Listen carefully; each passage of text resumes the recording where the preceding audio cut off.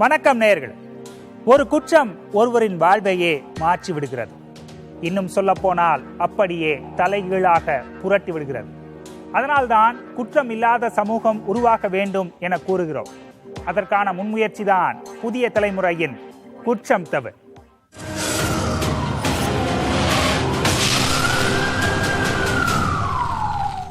கணக்குக்கு மட்டுமல்லாமல் காதல் மோசடிக்கும் பார்முலாவை பயன்படுத்திய நபர் கைது செய்யப்பட்டிருக்கிறார். தப்பு கணக்கு போட்டால் தண்டனை கிடைக்கத்தானே செய்யும்.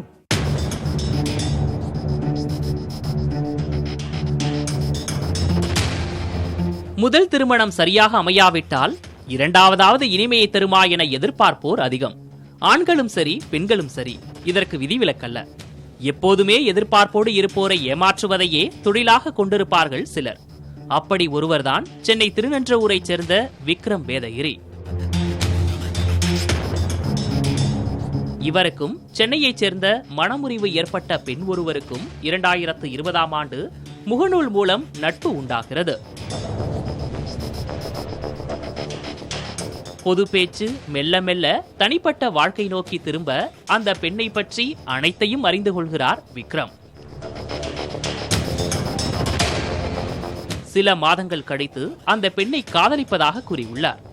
முதலில் மறுத்த அந்த பெண் பின்னர் விக்ரமின் காதலை ஏற்றுக்கொண்டிருக்கிறார். தனது குடும்பத்தாரை அந்த பெண்ணுக்கு அறிமுகம் செய்து வைத்த விக்ரம் அவரை ரகசிய திருமணம் செய்து கொண்டதாக கூறப்படுகிறது. நாளடைவில் இந்த விவகாரம் தெரிந்து விக்ரமின் பெற்றோர் எதிர்ப்பு தெரிவித்ததால் வீட்டை விட்டு வெளியேறி அந்த பெண்ணுடனேயே தங்கியதாக தெரிகிறது. விரைவில் ஊரறிய திருமணம் செய்து கொள்வதாக கூறி அந்த பெண்ணோடு வாழ்ந்து வந்ததாக கூறப்படுகிறது. ஆனால் அப்படி ஒன்று நடக்கவே இல்லை. அதனால் சந்தேகமடைந்த அந்த பெண் தன்னை திருமணம் செய்து கொள்ளும்படி தொடர்ந்து வற்புறுத்த தலைமறைவாகிவிட்டார் விக்ரம். அவர் விட்டு சென்ற செல்போன் மூலம் பல அதிர்ச்சி தகவல்களை அறிந்து கொண்டிருக்கிறார் அந்த பெண். தன்னை போலவே பல பெண்களை விக்ரம் ஏமாற்றி இருப்பதையும் அவர்களோடு தனிமையில் இருந்ததை வீடியோ எடுத்து வைத்திருப்பதையும் கண்ட பெண் காவல்துறையில் புகார் அளித்துள்ளார்.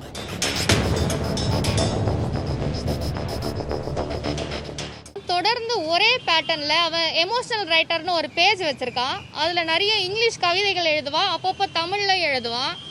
அவன் ஒரு டெம்ப்ளேட் மாதிரி ஒரு லவ் லெட்டர்லாம் கவிதையெல்லாம் எழுதி வச்சுட்டு எனக்கு முன்னாடி லவ் பண்ண பொண்ணுக்கும் அதே தான் அமைச்சிருக்கான், எனக்கும் அதே தான் அமைச்சிருக்கான், அதுக்கு முன்னாடி லவ் பண்ண பொண்ணுக்கும் அதே தான் அமைச்சிருக்கான்.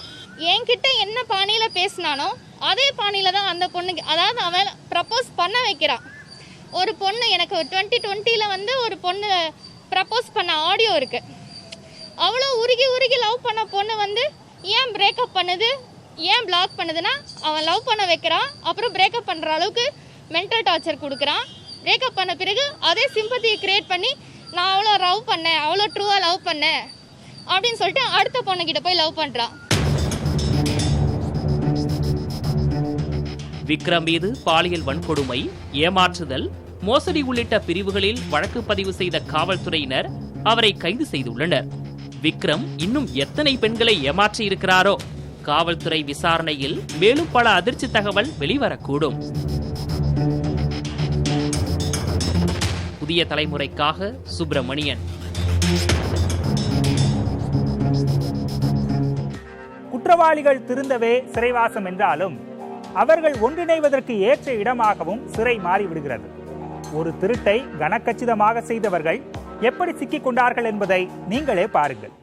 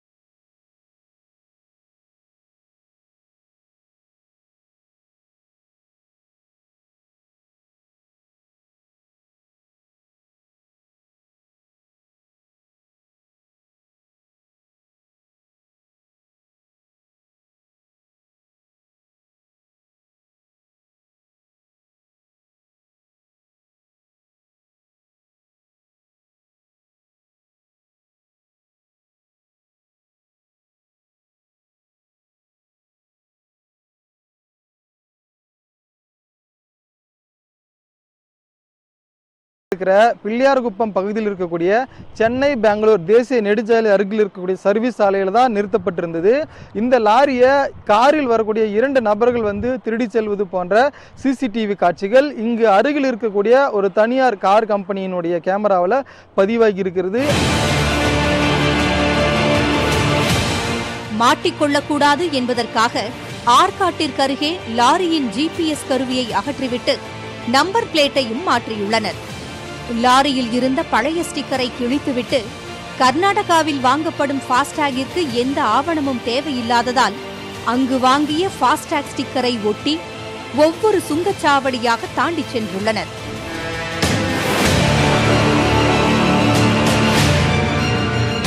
ஹைடெக்காக லாரியை திருடிச் செல்வதால் காவல்துறைக்கும் லாரியை கண்டுபிடிப்பது பெரும் சவாலாக இருந்துள்ளது.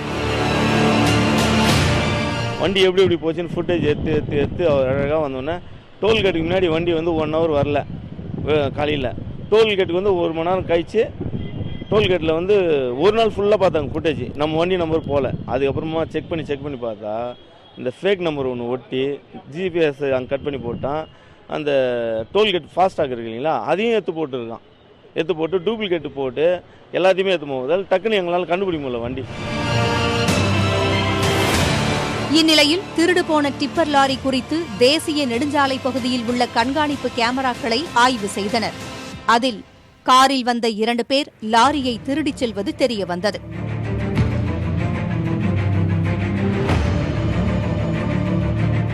அந்த கார் மற்றும் லாரி குறித்து வாலாஜா சுங்கச்சாவடியில் ஆய்வு செய்தனர். அப்போது வேலூரில் இருந்து புறப்பட்ட அவர்கள் வாலாஜா, ஸ்ரீபெரும்புதூர், தாம்பரம், செங்கல்பட்டு, உளுந்தூர்பேட்டை, விருத்தாச்சலம், காரைக்கால், நாகப்பட்டினம் என சுமார் 700 கிலோமீட்டர் தொலைவுக்கு பயணித்துள்ளது தெரியவந்தது. அந்த கார் மற்றும் லாரியின் விவரங்களை 500க்கும் மேற்பட்ட கண்காணிப்பு கேமராக்களின் காட்சி பதிவுகளை ஆய்வு செய்து உறுதி செய்தனர். 700 கிலோமீட்டர் மேலே தான் இருக்கும் நாங்கள் சுத்தந்து. அதில் ஒரு 300 கிலோமீட்டர் நடந்தே போயிருப்பாங்க பயணிச்சு. இப்போ போயினே இருப்போம் காரில் போயினே இருப்போம். ஒரு 4 கிலோமீட்டர் இருக்குது. அந்த இடத்துல ஒரு வியூ வருது, 4 ரோடு பிரியுதுன்னா கார் விட்டு இறங்கிடுவாங்க. பைபஸில் இறங்கி 1 கிலோமீட்டர் 2 கிலோமீட்டர் நடந்துனே போவாங்க. ஃபுட்டேஜ் இந்த பக்கம் 4 பேர், அந்த பக்கம் 4 பேர்னு பார்த்து ஃபுட்டேஜ் செக் பண்ணி ஒவ்வொரு பகுதியிலும் கிட்டத்தட்ட 60,000 தொலைபேசி உரையாடல்களை ஆய்வு செய்ததில் சுமார் 300 உரையாடல்கள் குற்றவாளிகளை நெருங்கச் செய்தது. 2 திருடர்களும் பயணம் செய்த பகுதிகளின் உரையாடல்களின்படி குற்றவாளிகள் யார் என்பதை உறுதி செய்த நிலையில் மனோஜ் மற்றும் மணிகண்டன் ஒசூரில் பதுங்கியிருந்த போது காவல்துறையினர் சுற்றி வளைத்து பிடித்தனர். அவர்களிடம் நடத்தப்பட்ட விசாரணையில் லாரியை நாமக்கல்லைச் சேர்ந்த ஒருவரிடம் 2.5 லட்சம் ரூபாய்க்கு விற்றது உறுதி செய்யப்பட்டது. தொடர் விசாரணையில் லாரியை திருடும்போது பயன்படுத்திய காரை கொல்கத்தாவில் விற்றுவிட்டு வேறு ஒரு காரை மீண்டும் திருடிக்கொண்டு தமிழ்நாட்டில் சுற்றிய போது இந்த ஹைடெக் திருடர்கள் சிக்கியதாக காவல்துறை அதிகாரிகள் தெரிவித்தனர். புதிய தலைமுறைக்காக குமரவேல். ஒருங்கிணைந்த நிலம், ஒரே மாதிரியான பெயர். மோசடி செய்ய இதைவிட வசதி தேவையா? ஆம், தேவையில்லைதான். ஆனால் மோசடி செய்தால் சிறைக்குத்தான் செல்ல வேண்டும்.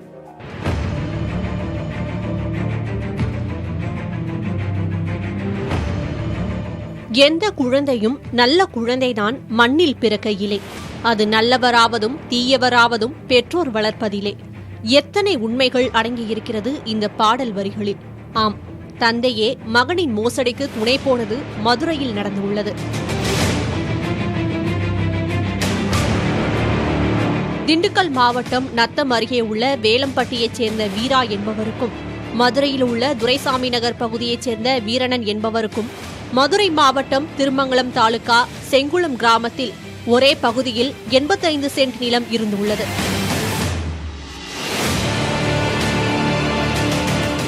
திருமங்கலம் தேசிய நெடுஞ்சாலைக்காக இந்த 85 சென்ட் நிலம் அரசால் கையகப்படுத்தப்பட்டது.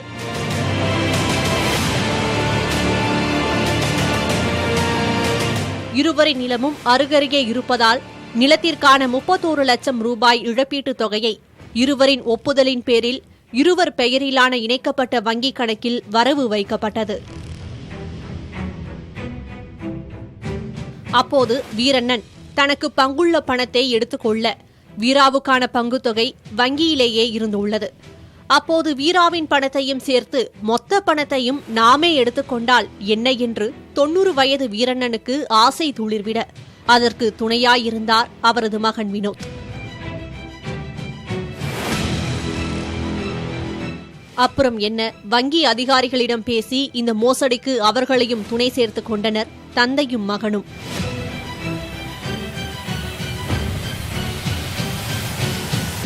இணைப்பு வங்கியில் இருந்த மொத்த பணத்தையும் எடுத்துக்கொண்டு 0 பேலன்ஸில் வங்கி கணக்கை நிறுத்திவிட்டனர்.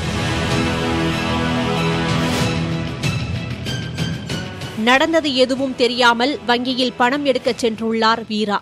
அப்போது வங்கி கணக்கில் பணம் இல்லை என்ற அதிர்ச்சி தகவல் வெளிவந்தது. இது தொடர்பாக அளிக்கப்பட்ட புகாரின் பேரில் நடத்தப்பட்ட விசாரணையில் வீராவிற்கு சேர வேண்டிய பங்கு தொகையான 13 லட்சம் ரூபாய் தொகையை மற்றொரு பங்குதாரரான வீரனும் அவரது மகனும் சேர்ந்து வங்கி அதிகாரிகளின் துணையோடு போலியாக வீராவின் கையெழுத்திட்டு தங்களது வங்கி கணக்கிற்கு வரவு வைத்தது தெரியவந்தது.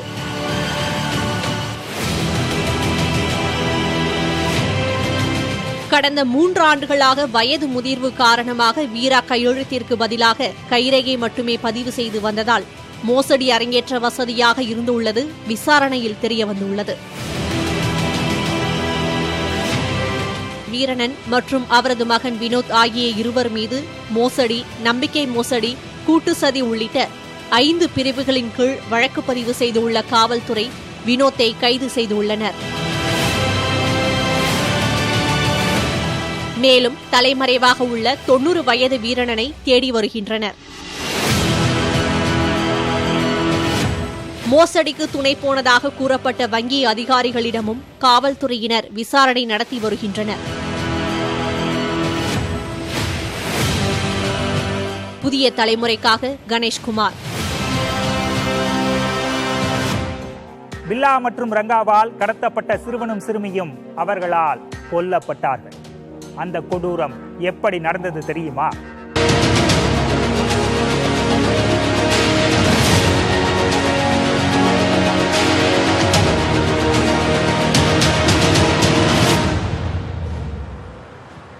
பில்லா, ரங்கா திரைப்பட பெயர்களாக மட்டுமே நாம் அறிந்த இவை இரண்டுக்கும் பின்னால் இரத்தத்தை உறைய வைக்கும் பயங்கரம் இருக்கிறது. ஆம், 2 கொடூரன்களின் பெயர்கள் இவை.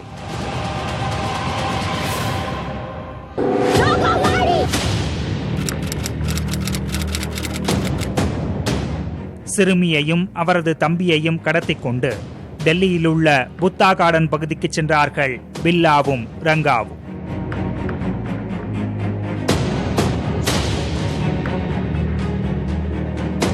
ஆள் நடமாட்டம் அதிகமில்லாத இடம் அது.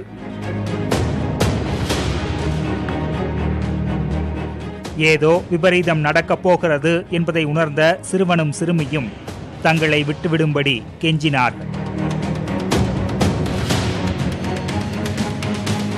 அதற்கு சம்மதித்த பில்லா அவர்களுக்கு ஒரு நிபந்தனை விதித்தார். அதன்படி சாலையில் செல்லும் கார் ஒன்றை நிறுத்தி சிறுமி லிப்ட் கேட்க வேண்டும். அந்த வண்டியில் இருப்பவர்களிடம் தாங்கள் வழிப்பறி செய்ய வேண்டும் என்பதே அந்த நிபந்தனை.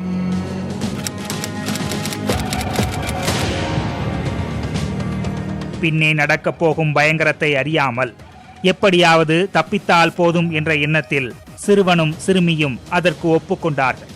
உடனே சிறுவனை சிறிது தூரம் அழைத்துச் செல்லும்படி ரங்காவிடம் கூறினார் பில்லா.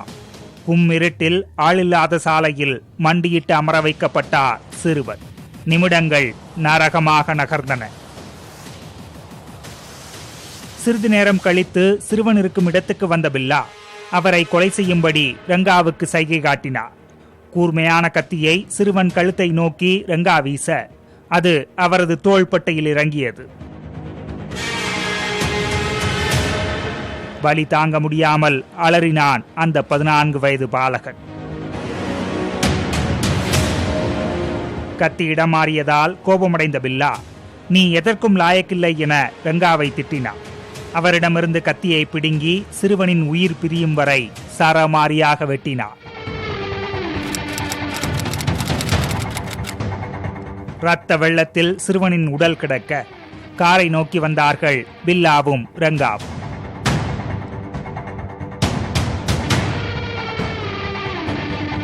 அங்கு ஆடைகளின்றி இருந்தார் சிறுமி. பில்லா என்ன செய்திருக்கிறார் என்பதை புரிந்து கொண்ட ரங்காவிடமிருந்து குரூர புன்னகை வெளிப்பட்டது. இருவரும் மாறி மாறி சிறுமியை வன்கொடுமை செய்தார்கள். அதை எதிர்த்து அவர் போராடினார்.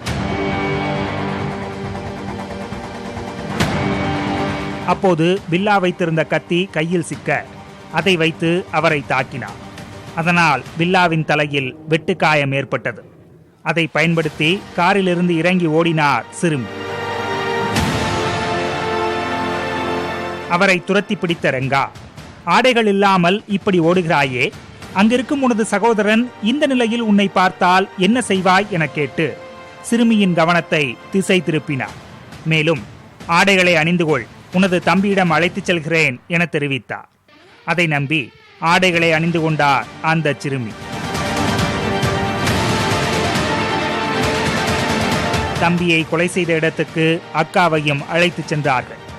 உடன்பிறப்பு உயிரற்று கிடப்பதை கண்ட அந்த சிறுமி தரையில் மண்டியிட்டு கதறி அழுதார். அப்போது பில்லாவின் கத்தி சிறுமியின் கழுத்தை வெட்டியது. சொன்னபடியே தம்பி இருக்கும் இடத்துக்கு சிறுமியை அனுப்பி வைத்த பில்லாவும் ரங்காவும் அங்கிருந்து தப்பினார்கள். இப்படிப்பட்ட கொடூரத்தை செய்தவர்கள் காவல்துறையிடம் எப்படி சிக்கினார்கள் தெரியுமா? புதிய தலைமுறைக்காக கவியரசன். மீண்டும் நாளை சந்திக்கலாம் நேயர்களே. அச்சம் தவிர்க்க குற்றம் தவிர்ப்போம். இது புதிய தலைமுறையின் குற்றம் தவிர.